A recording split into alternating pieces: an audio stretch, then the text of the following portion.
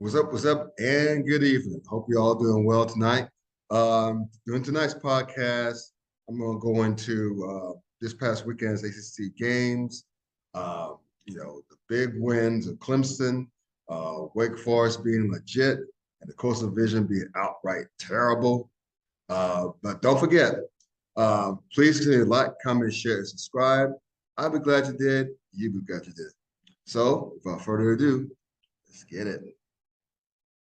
Welcome to tonight's ACC edition of the Klown Podcast. I'm Scott Burks. Please check me out on my website, www.theklowntimes.net. That's Klown spelled with K. You also find me on Facebook as well. So you're in your smartphone, laptop, desktop, wherever you are, where you may be. Just type of the Klown Times in the search window. You'll find me there as well, cutting up as always, as I was doing earlier today. So check me out and see how much I was cutting up. Also, please continue to like, comment, share, and subscribe. We're picking up a few subscribers here and there, so please continue to check us out. And even if you don't like what I have to say or any of my guests have to say, I have a feeling some of you may not like what I have to say tonight. Just comment anyway. I'm a big boy. I love the back and forth. I savor it. But in any event, you'll be glad you did it, and I'll be glad that you did it. And one last thing, speaking of this, get the merch at KevinPress.com/Klown Sports. The link is in the description below this video. You find the gear there as well. So I said that this is an ACC edition, so you see my buddies back. You guys know them by now from the All Sports Discussion ACC Sports Blog. Please check them out. Please check out their podcast as well. The one and only Jeff Fann to my left, Matthew Warner, aka Hokey Smash, to my below. So, gentlemen, welcome back. How you guys doing? Doing good. Glad to be on board. Me too. It's nice to have a few days off. I'm in the 757. I'm actually gonna see X-Gen Hokie, as we say, on Thursday, which is kind of rare. I don't get to see too many of those very often. The Lost Generation, right? And I shouldn't say the Lost, the generation that has to fix everything. Anyway, there you go, man. So, speaking of ACC sports that's near and dear to our hearts, my heart. We'll start with what happened in Death Valley last week, man. It was a big weekend of ACC football, guys. I mean, you had two big matchups on national television. We'll get to the second one in a minute, the undercard, if you will, which I thought was a heck of a game as well. But let's start with the main event, a top 10 matchup. We don't see too many of those in ACC football. ESPN Game Day built by the Home Depot was in Death Valley. Two heavyweights going at it. As we all know, Clemson showed why. They're Clemson. They remind everyone that they're still Clemson. NC State may or may not have been ready for the big time. I'll get to that in a moment. But Clemson, to me, Jeff, was very, very impressive. It's like they won by two. They could win by any way. They won with offense the previous week against Wake Forest, which Wake Forest could have easily won that game. But they won last week's game against my Wolfpack with defense. I mean, they held the Wolfpack to 279 yards, took them over twice. Just forced Devin Leary to look ordinary. And DJ Ukulele had a great game. We'll get to the offense side in a moment. But Jeff, for those who weren't sure about Clemson this year, this is a reminder that until further notice, the ACC is Clemson's alone. Yeah, I mean, I was at that game, and I mean, it felt like Death Valley. I mean, it'd been a couple of years since you had a really big time game, like you said. It was a top 10 matchup, and game day was there. I mean, it was electric, and I think that Clemson's defense really kind of rode that emotion, especially in the second half. Right. I mean, they shut down NC State's running game. Like you said, they shut down the offense, especially in that second half of the game. And, coming off the week before where Wake Forest just, marched up and down the field against them and really, had you questioning that defense. Right. I mean, they were able to come out of that game with DJ Uangale playing so well, but you're starting to wonder about the defense here, and not DJ and not the offense. And then they kind of arrive against NC State, and that was still not a fully healthy Clemson defensive line. Brian Breezy, Brzee was not available. Xavier Thomas still hasn't played. I mean, I think that defense's best days are still ahead of them. It's still not a super explosive offense, and I don't think it has really anything to do with DJ at quarterback. I mean, they just don't have a lot of game-breaking speed at wideout. There's not a Travis Etienne at running back who can just break off long runs that way. Will Shipley's a quality back for sure, but he doesn't have Etienne's speed out there to score from anywhere on the field. But Clemson's starting to kind of get that look where you're going to have to play a truly outstanding game on both sides of the ball to knock them off, because they're showing a lot more balance than they did last year, both sides of the ball.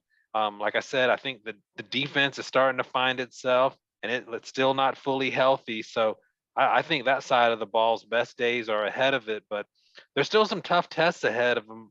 They still got to go to Florida State, who, I know we'll talk about that game with Wake Forest a little bit later. Right. They still got to go to Notre Dame. So, I mean, it's not like they made it through the tough part of their schedule with no more tests. I mean, they made it through a really challenging back-to-back games with Wake Forest and NC State, came through it, but more challenges are ahead. But, a lot of Dabo Swinney's teams the last few years, they started out kind of slow and then trended up through October, and start playing, their best football when the leaves start changing. And I think we're starting to see that again. And they also get Syracuse, which is another surprise, at home. So and we know even exactly. And we know even some of Dino Babers, some of his not very good Syracuse teams have given Clemson all they could handle, and he's got himself a pretty good group. So good point there. They can't overlook Syracuse for sure.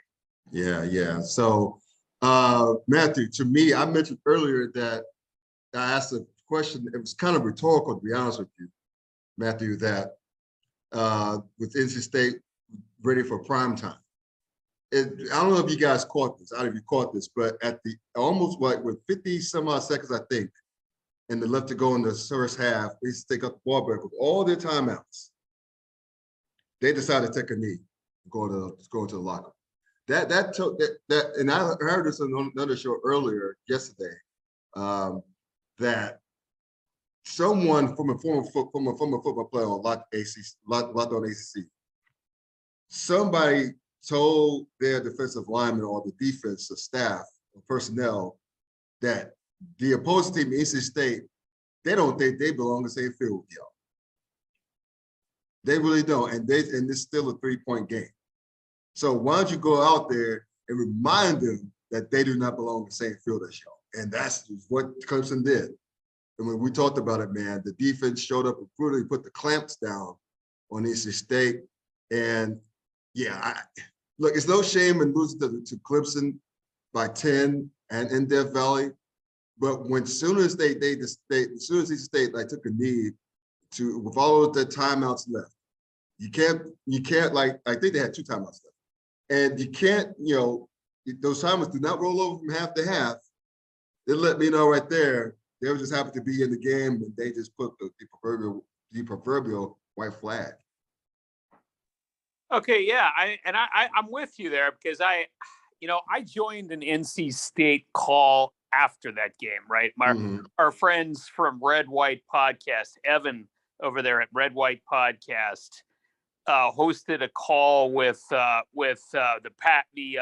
247 Pack Sports blog, right? And they were basically saying that, and I agree with them, like, when you're going into this game, you got to have more than your more than your normal playbook. You've got to have tricks up the bag. I mean, towards your point, if you have all 3 of your timeouts left, you got to be a little more aggressive than you normally would.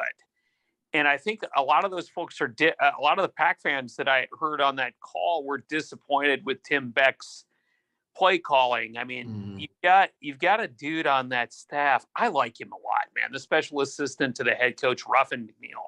I like him so much. Yeah. And, you wonder how much they talked about, just innovating that offense just a little bit and throwing some extra things in there for that game that wouldn't necessarily normally be there.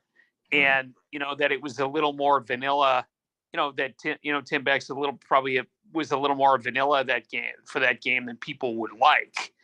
And so I think I agree with you. And I think that, and I'm probably sounding like, I'm giving off some of the frustrations here and just repeating some of the frustrations that I heard from Pack fans, that they wanted something, a little more innovative play calling for a game of that magnitude and not just the vanilla stuff that they usually see. Yeah. And someone on that same Lot on ACC podcast, his name is Kitten Gibbs, if I'm going off of memory. He's a former NC State defensive lineman. Does a great job with Lot on Wolfpack. He tore into the offensive staff, the offensive coordinator. It's like, he said this, it's like Wake Forest provided y'all with the blueprint. Mind you, they don't have the same weapons, but still they provide you with the blueprint, and you still called what you called. And it was so baffling. So, it's one or two ways. If you look at the glass half full, Matthew, it's like NC State, they didn't get blown out too bad, right? They lost by 10 points. But they left me wanting more. And as an NC State alum, proud alum, fan of the sports at the school for a very long time, it's like, at least try. Don't coach scared. At least try. You're on prime time. I mean, ESPN Game Day came to see you guys go up against the big brother. At least try. Yeah, they definitely did. They definitely did not attack Clemson vertically. Yeah. A lot of the throws were underneath. They spent a lot of time trying to run the ball, and like you said, Scott, Wake Forest was fearless against Clemson's defense, and yes. NC State doesn't have the weapons Wake Forest has on offense, especially at wide receiver. But you would have thought they would have took more chances in the deep passing game, and they just didn't take a lot of shots. They, like you both said, they kind of seemed to content to stay in the game rather than to try to win it. Right. And speaking of Wake Forest, let's just get to it, man. They talk about, Dave Clawson's the man. He's the MFing man, as they say. Yeah. Because one would think that Wake Forest would lose to Clemson twice. What I mean by that is you lose a heartbreaker to the big brother, right? Come out next week flat, the following week flat against a great opponent in Florida State, who's going to come up and not only lose, but lose big. I picked them to lose big to Florida State. I thought Florida State was on the roll. Headed into that game at home. I don't know if you guys saw it on ABC, like midday on ABC at the 3:30 kick, but the place was rocking. People are like, "Oh shoot, Florida State's the first 4-0 stars since 2016, I think it was," and they came out rolling. They scored the first touchdown of the game, marched right down the field, and from that point on, it was all Wake Forest. And so I'm just proud. As a guy who grew up 12 miles from Wake Forest campus, I'm proud that of the performance that they put on. Sam Hartman played well. A.T. Perry showed up. The running back, Justice Ellison played well. And not that Jordan Travis played bad. It's just that Wake showed up. And they showed everyone, even in the defeat to Clemson, the heartbreaker loss to Clemson, Jeff, Wake is legit. And they're not going in. So, yep. Again, that's a hell of a performance by Wake Forest to show everybody, remind everybody, hey, we're still good too, even though we lost the big brothers of the conference. Yeah, I think people they still, especially nationally, just can't seem to get past the Wake Forest name. And they're like, oh, they're losing to Wake Forest. Just watch them. That offense is, I don't think there's 5 or 6 better offenses in the country. Those wide receivers, Ellison, Hartman, throwing lasers all over the field. That's one of the most difficult offenses in the country to prepare for. And Florida State, did not play a bad game. Right. They didn't play that badly. But once Wake Forest got going, you never really felt like Florida State was going to have a chance to win because they had that working like 7 to 14 point lead, almost that entire game, and you just kept thinking like, Florida State's going to have to shut them down and score 3 touchdowns to win the game, and you just didn't see them making a stop. I mean, this Wake Forest team can win 10 or 11 games again. I mean, they are really good, and if I'm looking at a New Year's Six bowl and I see them across the field, I don't want any part of them. I mean, maybe maybe if you're Alabama or Georgia, about the only two that might feel comfortable, but anybody else in the country, playing Wake Forest, I mean, they're gonna be concerned about that game. I mean, they're a really legitimate top 20 team. Dave Clawson just doing his thing again. I mean, they're a good football team, and the national college football fans just kind of need to catch up with what's going on there. Right. I mean, it's easy to downplay Wake Forest, right? They're the smallest Power 5 school in the country, right, in terms of enrollment, right? They also got that slow mesh on offense, right? That slow mesh. That is something about the slow mesh that those defenses off, right? It's like okay, what are they doing? What are they doing? Oh, shoot, they're going over the top. Oh, shooters are running like over the left end or over the tackle. I mean, they're not sexy. Wake Forest, there's nothing sexy about them other than the colors, but there's nothing else sexy about them, right? But here they are again. Dave Clawson, I mean, Coach, schools, there's several openings around the country, college football, in Power 5. Wake needs to do everything they can to say, Dave Clawson, you're not going anywhere. And I think Dave Clawson wants to be there, to his credit. Yeah. He's not. I think that's the thing is I think he wants to be there too. Yeah. Yeah, that's a big deal. Yeah. So you know what's sexy about Wake though? I mean, I would say there is one thing that's sexy about Wake. They're disciplined as hell. They don't fumble the ball. Yeah. They do not. They are one of the least penalized teams in the country. They win the turnover margin. In a situation where you have a lot of parity within the ACC, if you can win the discipline game, that alone is going to get you to 500. Yep. Right. I would argue. And Wake's doing that, and they do it, and that is a hallmark of Dave Clawson teams, that they don't beat themselves. If you beat Wake, it's because you have a lot better talent than they do, and and sometimes sometimes you may be a less disciplined team and make a few more mistakes and almost blow it against them too. Right. So that is why, that is one thing that's very impressive for me year after year for, a Dave Clawson team, is that they do not beat themselves. If you beat them, it's because you're going to have much better talent than they do. Yeah. See Clemson 2 weeks ago.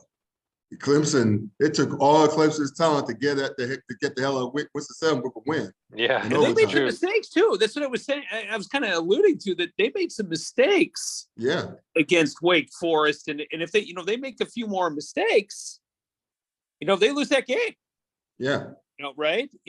So, I mean, shout out to Clemson for winning that for sure. But that discipline game will do a lot of things for you. And to your point, man, Wake didn't turn over the ball against Florida State. They had a time possession of almost 35 minutes. I mean, they just, what do you say? I mean, Wake is so damn disciplined, and it's a testament to Dave Clawson. It's a testament to that squad too, that they showed that they refused to lose a good team twice, in the sense that lose the heartbreaker to Clemson the week prior. Again, they didn't come out flat. They came out inspired against Florida State to show everybody that they deserve to be talked about still in the ACC. And one last thing about that game, I should stay with you, Matthew. Florida State. I don't think this is the end for Florida State. I think this is a different Florida State team. We saw that against LSU earlier this year, which, by the way, is back at the top 25 poll somehow. But anyway, we won't talk about that. But the thing is that Florida State, they battled against Wake. They didn't quit. They didn't roll over like they would in years past. They showed up. They tried to. They played hard. They didn't play bad. It's just a Wake. It's funny to say this. Wake is just better. It's just a better team. But I don't think Florida State's going to wait. I think Florida State still has at least 8 wins written all over it. They get Miami at home. They play Syracuse still, which is another surprise. We may talk about Syracuse shortly, but the point is, Matthew, Florida State is not a bad football team. I think they're still come up, and it's good to see Florida State on the ascension. Yeah, I agree. I'm actually really looking forward to their game with NC State. Mm-hmm. I know you are too. I mean, that should really give me a bigger picture of where Florida State's at, and actually where NC State's at too. Right? I mean, because I want to make, both teams want to be in a situation where they feel like they're losing to their prior opponent twice. You kind of talked about that tonight, a couple times. But I mean, the back end of this schedule for Florida State's pretty difficult. I was looking at it before we came on here. They're playing NC State. Mm-hmm. Then they got Clemson in Tallahassee. They got Georgia Tech, who, quite frankly, looked like a different team last week after Collins was gone. Oh, I got thoughts on that later. Okay. and then they're going to Miami, which, whatever you think about Miami, that's a rival game, right? Right. Okay. And then they're going to the Syracuse, to the JMA Wireless Dome, which, I'm sorry, there's weird things that happen in Syracuse. Virginia Tech knows that. Clemson knows that. A lot of teams know that strange things can happen when you go to this Syracuse, because it seems to get a lot warmer in that building when you're the road teams on offense. Yeah. I'm being a little facetious when I say that. So this is, and then of course they got Louisiana and Florida, right? Raging Cajuns, which actually could be a tough game could be a sort of a tough game for Florida State at Tuner before they play Florida. So this is a tough schedule that they have closing the season. So, it'll be, I think they can get to I think they could get to 7, 8 wins, but it's none of that is guaranteed at all. But yeah, it's not the same Florida State teams that you would see fold in the past, because it looks like they're building some sort of an identity. Yeah, and it's hard to bet against, right? It's the ACC Atlantic. We'll talk about more of them in a moment, but this makes it so hard. So the parity is so deep that it's hard to bet against. It's hard to bet games. And speaking of betting games, shout out to my sponsor, BetUs.com. I'm going to give you a quick shout right quick. So listen up, sports bettors. Your favorite sports book, BetUs.com, is back for our 20th year of NFL action with the industry's biggest sign-up bonus, up to 200%. BetUS offers our members the opportunity to cash in on all of your favorite sports, including NFL, UFC, MLB, and college football as well. So if you're looking for live in-game betting, fellas, incredible odds and the daily odds, boosters, props, and parlays, we got it. And how about fast payouts and exceptional one-on-one customer service? We got that too. So log into betus.com or call 800-792-3887. That's 800-79-BET-US. You can also use the promo code TKT for the Klown times as well. So betus.com, where the game begins. Now, got to the Atlantic quickly before we go to the Coastal.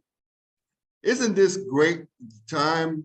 Don't you make you wish that the ACC did away with divisions this year instead of waiting to next year to do so? Because let's face it, man, the Atlantic is far, far, far better than the Coastal. It just is. I'm sorry. I mean, you Wake, AC State, Syracuse, Florida State, Clemson could beat the dog piss out of any of the Coastal teams. I'm sorry. They just could.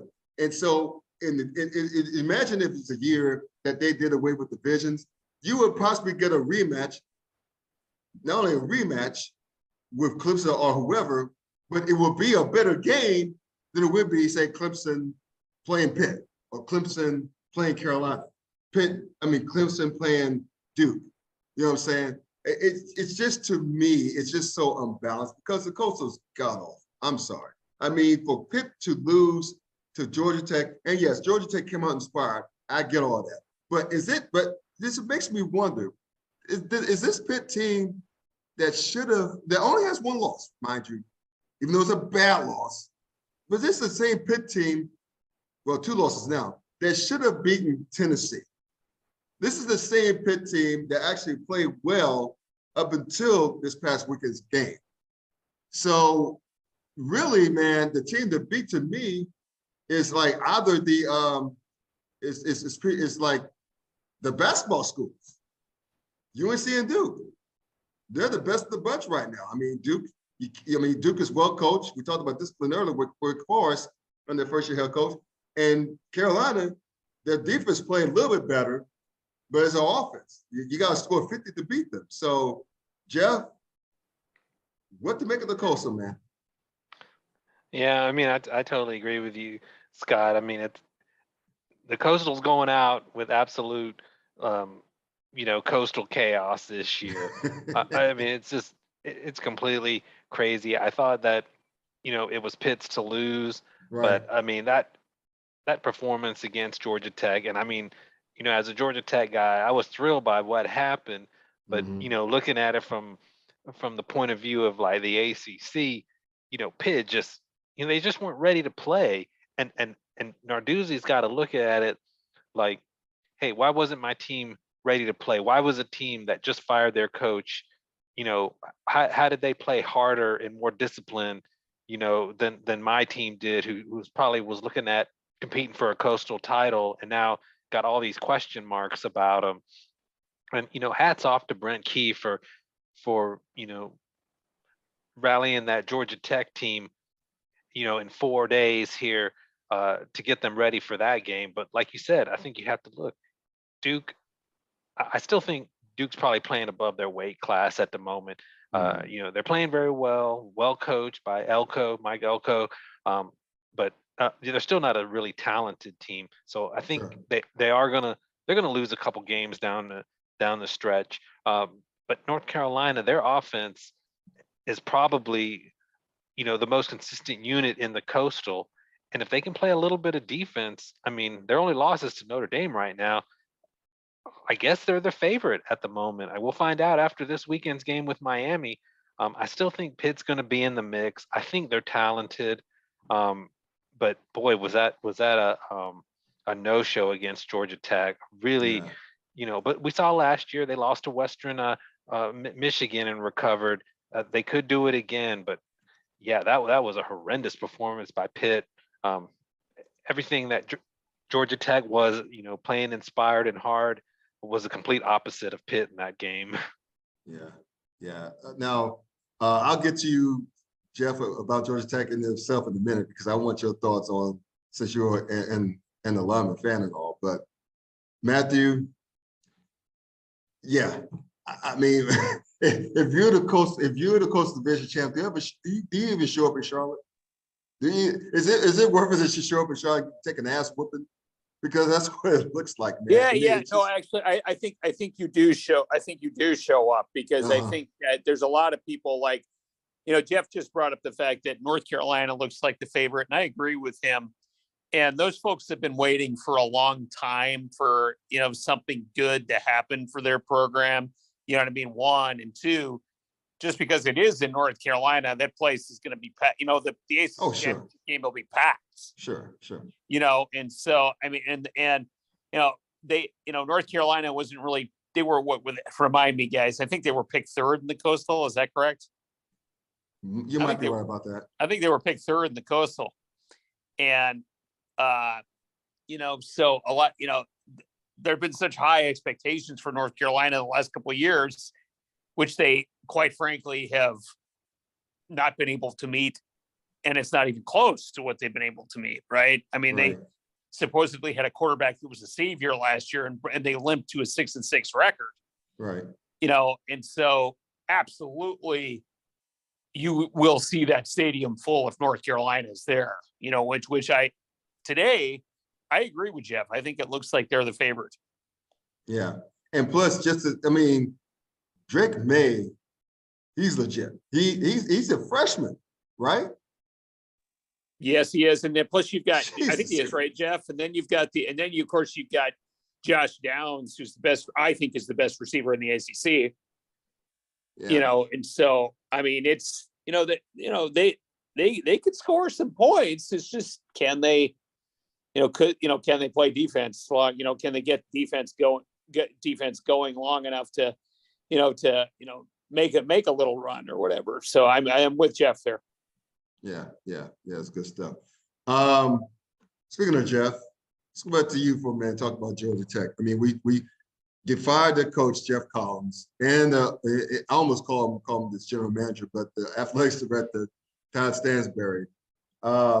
First of all, how long was the conga line in celebration? And two, who could come in and right the ship, so to speak, with Georgia Tech? Because the alumni base, I'm sure, I don't know what the expectations levels are down there in terms of wins, but like to me, it's a special place too because of this academic standards. There are real academic standards as far as being a real college is concerned, right? But and then with recruiting hotbeds in Atlanta, they're only they're less than an hour away from Georgia, Athens, Georgia, where University of Georgia is. But they're surrounded with all that talent base. So who could come in and right the ship at your beloved Georgia Tech? Right now they got a number of candidates that have come across. Deion Sanders is an interesting one. I think he played for the Falcons, played for the Braves. He definitely would make a splash, but I don't know if he has enough head coaching experience. But his name's been tossed around. You've got my personal favorite, Todd Monken, the offensive coordinator at Georgia. NFL experience. You saw what he did with Stetson Bennett. He's made that one of the toughest offenses in the country to deal with. And then you got the coaches there at App State and Coastal Carolina who've developed some strong programs. See if maybe those guys are ready to move up. But also Bill O'Brien was a former coach at Georgia Tech. Now he's offensive coordinator at Alabama. He's a name that's been tossed around. And now, I don't know if you can quite throw Brent Key's name in there yet, just based on one game. But if he wins 3 or 4 more and has them playing hard and playing well, he's a former Georgia Tech player too. And, nothing's better than an audition than actually winning some games and showing a lot of improvement over what Collins did. So I wouldn't call him a candidate yet, but he's one to keep an eye on because that was a stunner of how quickly he got that team ready to play Pitt and turned around a horrendous special teams you mentioned that on Twitter. in a week. It was an absolute, they were getting kicks blocked, missed, just all kinds of disasters on special teams. In 4 days, they make 4 field goals and don't get a punt blocked. So, that was pretty impressive. And you're right, it was a big old party for Georgia Tech to get rid of Collins. No one was more thrilled than me. I saw your Twitter activity, man. It was hilarious to say the least. But let me ask you one more thing about Georgia Tech. I see the game live, but I didn't see the pregame. But were there any young men from Georgia Tech lifting weights on the field to try to intimidate Pitt before the game, or did it hopefully just go away?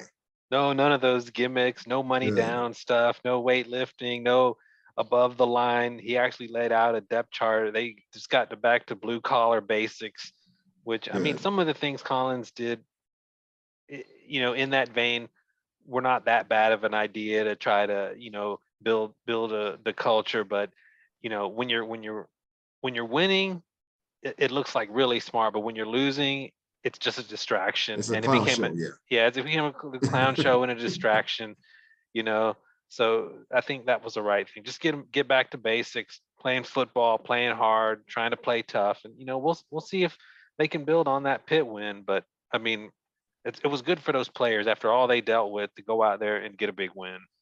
Awesome. So one last question for the night, fellas, and just give a one-worded answer. Well, if you want, or just if you want to just take your time, you can too. I'll start with Matthew. Syracuse, real or mirage? Well, Jeff, you want to talk about my picks, Jeff?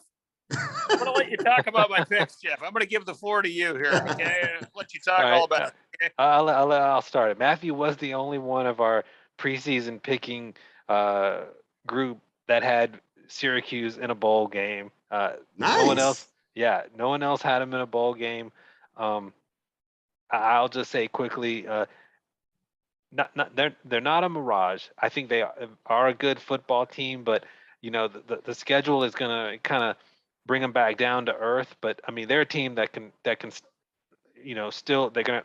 I think very much they're gonna make a bowl game and has a chance to win 7 or 8 games. I do see them pulling off one really notable upset in the second half of the season. I mean, they still got NC State, Wake Forest, Clemson, Notre Dame. They're going to knock off one of them, and probably one of them at home. So probably not truly like a top 25 team, but definitely bowl caliber and solid team. And they took advantage of a reasonable start to the schedule. I mean, it wasn't as easy as it looked. I mean, they did beat Purdue, Right. That was a great win. That was a good win. And coming into the season, we thought Louisville might not be bad. They took care of them in game 1. So maybe not quite as good as they're ranked, but pretty solid team. Pretty solid team. Awesome. Okay, awesome. so here's what I'll ask. I'm going to use this to ask you guys both a question. Okay. I'll ask you and Jeff, Scott. Okay. Do you guys think that Louisville should hire Dino Babers? Oh, that's different. That's different. That's very different. But the question is, would Dino Babers want to leave Syracuse? Right. Because I think it's all about resources at this point. I don't know exactly the resource at Syracuse. I would imagine there's more resources at Louisville because you got the KFC money. Exponentially more at Louisville. Yes, you got the KFC money, you got that horse racing money there. You got it's very deep pocket folks there who wants to really compete with the likes of UK, University of Kentucky from the SEC. But it depends. Like if Dino Babers, if he wants to try something new, if he's tired of the Syracuse cold weather, and wants to try in horse racing land and get with more resources, with moxie, why not? That's different though, but why not? What do you think, Jeff? Yeah, I mean, I think sure. I hadn't really thought about that, but sure, give Dino Babers a call. Now, if I'm Dino Babers, I'm not sure. I really look at that because I think at Syracuse you go to bowl games and they're going to be happy with your performance. Louisville is a kind of a finicky fan base, and if he doesn't win early, they're going to be pretty unhappy with him. And I'm not sure if it's that much of an upgrade for Dino Babers to make that switch. But if I'm Louisville, hey, I give it a shot. Might as well, right? Might as well. I think he would get a much more money at Louisville than he would get at Syracuse. You know what I mean? That sort of thing. Yeah. So from that perspective, it would be an upgrade for him. So I don't know. I toss it out there because I think that, he would be a realistic candidate for them to hire, one. And, and he's a good coach too. Right. And I think he would take the job if he were offered it, quite frankly. So that's just my personal opinion on that. And it would be good for him. I think it would be good for both parties. Plus, he would have a lot of resources at his disposition to recruit. He would have a bigger salary pool for his assistants. And I just think it would be a home run for them to do that. And I would just be, it sounds like it makes sense, which means Louisville probably won't do it. But that's fair. But I just figured I'd bring it out there, right? Because I mean, they're a bigger school, and it would work out really good for him. I mean, Louisville tends to want to hire somebody who's ingrained with their culture. Right. You know what I mean? That sort of thing. That's what that's what their most recent basketball hire coach was about. And they figure they probably want to do the same for football. But, I just figured that I would throw that out there. That's all I got. Thanks. No, thank you. But I agree. I think we'll all agree on this though. Satterfield's on his way up. Scott Satterfield is on there. I like the hire way back when from Appalachian State, but I think losing to Boston College the way they did, being uninspired, the way they played, wasting away Cunningham's like final year. Yeah, it's just too bad. Even though he has a great recruiting class coming in, but I don't think I think he's on his way out. And yeah, he's in big trouble. It reminded me of the Justin Fuente hire at Virginia Tech because it looked so good on paper. Right. You know, I wrote about this. Jeff knows about that. I wrote about it. It was an A. I thought it was an A+ hire, and the media praised it. The coaching industry praised it. Yeah. Sometimes it doesn't work out. Yeah, it is what it is. All right, so let's just call it, man. So I know you guys have been on here before, and people know where to people should know where to find you by now. But just in case, Jeff, Matthew, where can I find you on Twitter? Let's start with Jeff first. All right. One quick thought on Satterfield. Oh yes, quickly thought. Okay. Coaches that flirt with other jobs and come back almost always end up failing when they come back. And Satterfield did that. That was a red flag. And yeah, now we see what's going on. He's in big trouble. But you can find me at Talking ACC Sports on Twitter. You can see Matthew and I blogging and podcasting at allsportsdiscussion.com on the ACC. So check that out. Cool. Matthew? You can follow our site Twitter account at allsportsdacc.